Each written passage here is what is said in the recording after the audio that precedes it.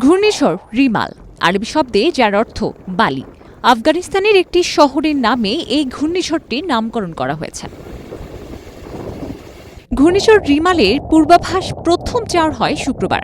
আবহাওয়া অধিদপ্তরের সামুদ্রিক সতর্কবার্তার বিশেষ বিজ্ঞপ্তিতে নড়ে চড়ে বসে প্রতিরক্ষা মন্ত্রণালয়। প্রতিকার হিসেবে প্রতিহত করার পূর্ব প্রস্তুতি নেওয়া হয় তখনই। এরপর থেকেই ঘূর্ণিঝড় রিমালের প্রভাব এবং ক্ষয়ক্ষতির আশঙ্কা নিয়ে সরগরম গণমাধ্যম সহ সামাজিক যোগাযোগ মাধ্যম। শনিবার সকাল থেকে সারা দেশে বিভিন্ন স্থানে শুরু হয় বৃষ্টি, যার আভাস আগে দিয়েছিল আবহাওয়া অফিস। শনিবার মধ্যরাতে জানা যায় ঘূর্ণিঝড় রিমালের নতুন অবস্থান।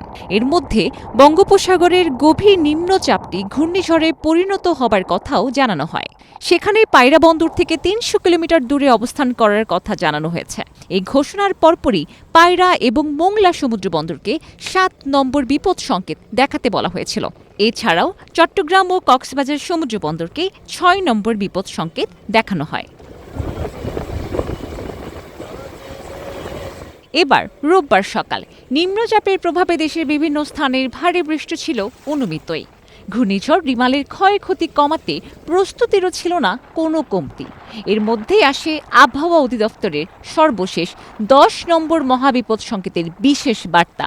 এতে উপকূলীয় জেলা খুলনা, সাতক্ষীরা, বাগেরহাট, পিরোজপুর, ঝালকাঠি, বরগুনা, বরিশাল, ভোলা, পটুয়াখালী এবং তাদের কাছের দ্বীপ ও চর অঞ্চলগুলো মহাবিপদ আওতায় থাকার কথাও জানানো হয়।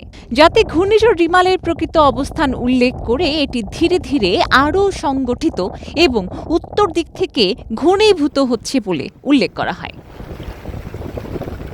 এর পরপরই নিরাপত্তাজনিত কারণে কক্সবাজার রুটে সব ধরনের বিমানের ফ্লাইট বাতিল করা হয়েছে।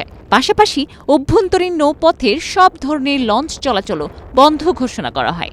এছাড়াও রাঙামাটিতে ঘূর্ণিঝড় রিমাল মোকাবেলায় জেলা দুর্যোগ ব্যবস্থাপনা কমিটির জরুরি সভা অনুষ্ঠিত হয়, যেখানে ভারী বৃষ্টিপাতের কারণে পাহাড় ধস ঠেকাবার সার্বিক প্রস্তুতির কথাও জানানো হয়।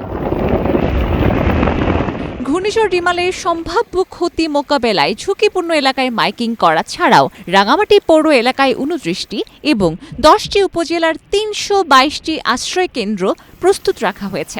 পাশাপাশি জেলা সদর সহ প্রতিটি উপজেলায় একটি করে কন্ট্রোল রুম সহ পুলিশ, রেড ক্রিসেন্ট সহ বিভিন্ন সংগঠন সমূহকে সর্বোচ্চ সতর্ক অবস্থায় থাকার নির্দেশ দেওয়া হয়েছে। মৌসুমী মৌ, প্রবাস খবর।